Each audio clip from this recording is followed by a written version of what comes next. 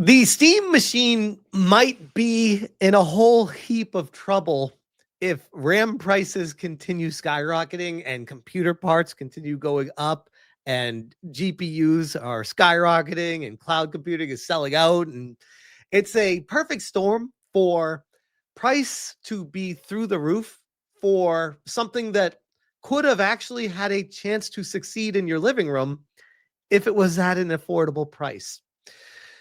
And we'll start with Pirate Nation posting this meme that kind of caused a lot of controversy where people are like, no, the Steam machine is not like the iPhone revolution.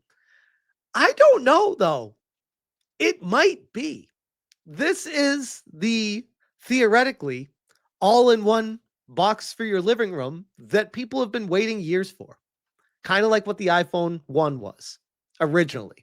And what could come from this could create an entirely new genre of gaming as we know it. But let's talk about the Steam machine price problems that might be facing it. First thing I want to start with is a quick short from Moore's Law is Dead. Thought this was very interesting. The way to tell if Valve is serious about this really competing as a console is if they announce it has all the standard streaming apps and stuff built in, and they flesh out like kind of the Steam app store a little more. Again, not trying to directly compete with Android, iOS, or even what you see from the Microsoft store, but just that little bit of so people can buy this, plug it in, log into YouTube, log into Netflix, and keep watching, and then boom, flip over, and I don't know, play Half-Life 3 eventually, let's hope. Yeah, I think that's an essential for it if their goal is to actually launch a competitor to Windows. The way to tell if wholeheartedly agree. And I do firmly believe that Half-Life 3 will launch with the Steam machine at this point. Obviously not going to be exclusive to the Steam machine because that's never been Valve's how they go about business. They want to just give people more options to play their games. They don't want to limit it or console exclusive stuff. They don't care. They just want you to buy it and play it. Grums says it's going to be more than $800. RAM prices and NVMe storage is set to double by mid next year. We're looking at a bad situation for launch of the Steam Cube. If it was going to be $1,000 to begin with, they either have to move the price to $1,200 or each the cost, or I think I'm going to say, or eat the cost. And it's from Price Empire. Valve likely to price Steam machine above $750. And this is a concerning direction to go for this thing. I think the highest level that the lowest tier Steam machine could sell for would be $699.99. If it's going to be $749.99, it's going to start really impacting who your audience is for buying this thing to put it in the living room. This is Kevin Jovium says, Valve leaking the Steam machine price is the smartest thing they can do. All they have to do is just see how everyone reacts to the price and then price it accordingly for the official release date, which honestly, not a terrible idea. If they get some whispers out there, legitimate sources saying, I've heard that they are planning to price it at XYZ amount of money, and then see how the community reacts to that, I think it could speak volumes for the chances of success for this console in the future. Linus Tech Tips had a very interesting situation happen the other day. I want to focus on this section here. This is not a super powerful machine.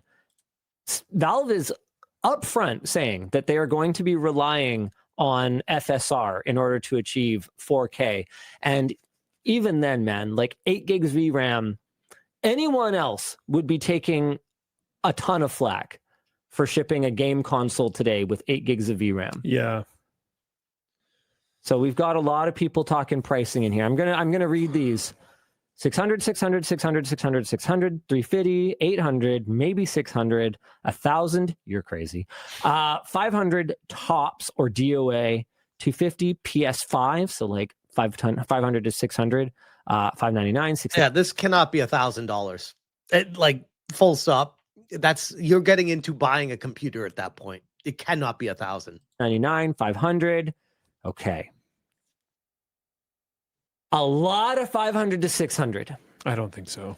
I can't tell you what the price will be because I literally don't know. But when I said, I'm disappointed that it isn't going to follow a console pricing model where it's subsidized by the fact that, the manufacturer is going to be taking 30% of every game sold on it over the lifespan of this thing, because I feel that would be a more meaningful product. And they kind of asked what I meant by, well, what do you mean by console price? And I said, well, $500. Nobody said anything, but the energy of the room wasn't great. I think that's really all you need to know about what Steam is thinking for this thing. That right there tells me that they are way higher than 500, which means 600's out of the question right there. 700's probably out of the question too, which means starting 750, potentially more, 800 for the low memory option.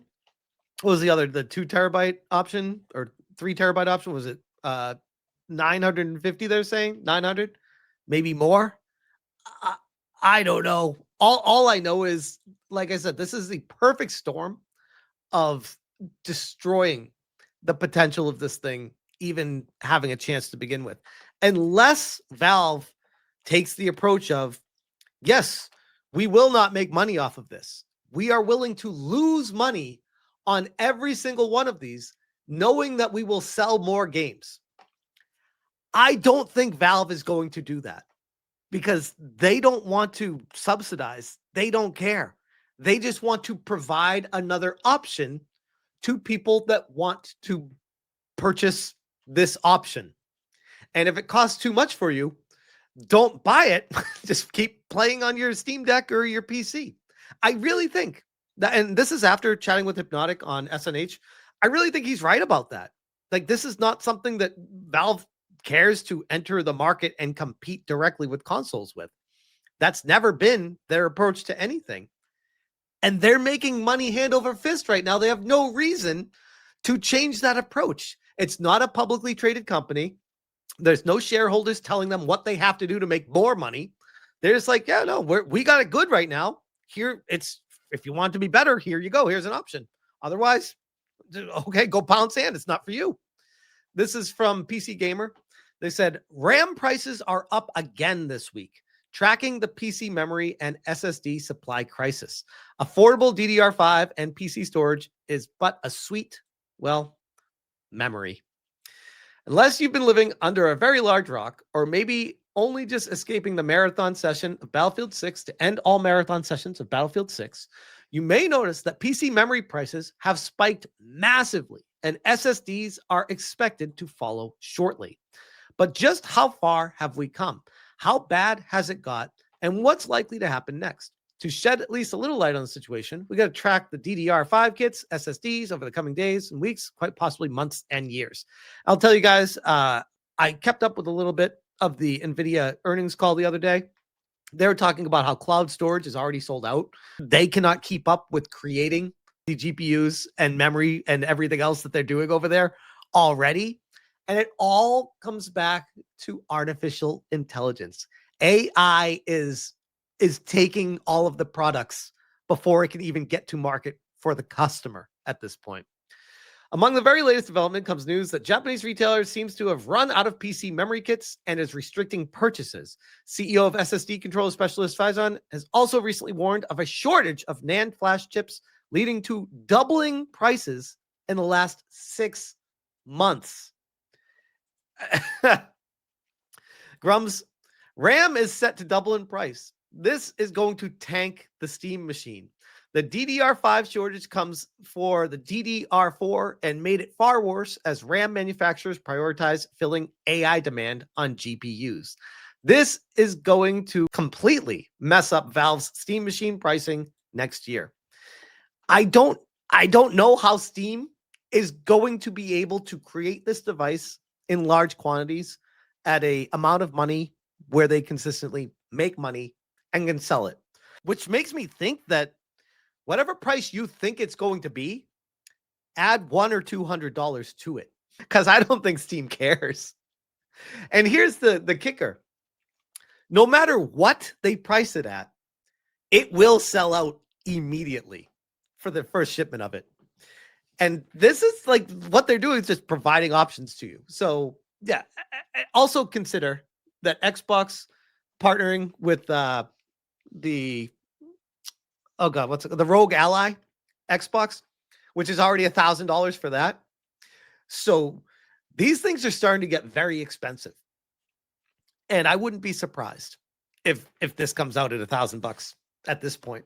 Just knowing what's happening right now, wondering if it's going to even be more than 1,000 if you want the more memory version of it. And that's not even saying it's going to come with the controller either. The controller might be separate for another $100+ on top of that, plus tax. Out the door, you could be looking at $1,500 just to get this thing into your living room. And that's going to severely impact the audience of people that are interested in purchasing this thing. Esfand says, the success of the Steam machine relies heavily on price point. If it goes out of the console price range and into the low-end PC price range, then most people would rather just get a PC, which again, I agree with. But then going back to the history of how Valve has always handled these things, they typically don't go through stores. They don't sell things from that perspective. They go direct to consumer as a, hey, if you want it, we make this thing for you. If you don't, cool. We really don't care. We still make money based off of sales of Steam games regardless. And I think the FU approach that Valve takes is actually what works for them. And it makes all the other console manufacturers envious of Steam's ability to do what they do. That's why you get these stories of all these companies coming out and journals trying to call them a monopoly and trying to break them apart. It's like, no, just because they do something really well doesn't make them a monopoly. There's plenty of competition online to buy your games. It's just Steam, to me, and many other people would agree, is the best user interface, has the most options, the Steam groups, the friends, the gifting games, everything you can do on Steam, and the flexibility, the cloud save features, the free online with PC gaming, the ability to pause the game, stop playing it on your computer, go pick it up on your Steam Deck and pick up right where you left off. I mean, it's amazing. They did it. They did just what gamers wanted. They've done it. They've accomplished it. And they're not trying to be too greedy on the consumer.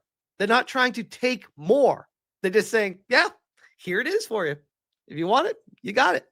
Otherwise, okay, we'll be here when you change your mind, which has been working for them for the long term. But as far as the memory storage and prices for the RAM, it's going to be very interesting to see what comes from this. And I have a feeling that Xbox themselves, Microsoft telling people about how they had to raise the prices, PlayStation raising the prices, Nintendo raising the prices. They saw this happening before anyone else because they're the ones on the front lines of the battle of getting these parts for their consoles. So now it's come down the line to us to see what's happening. And it sounds to me like it's only getting worse as time goes on. And until the AI bubble pops, it's not going to get any better. But we'll see what happens. I am very curious to see what they end up pricing the Steam machine at. Let me know in the comments if you guys plan on getting it or if it's going to determine based off the price. I'll leave that one right there.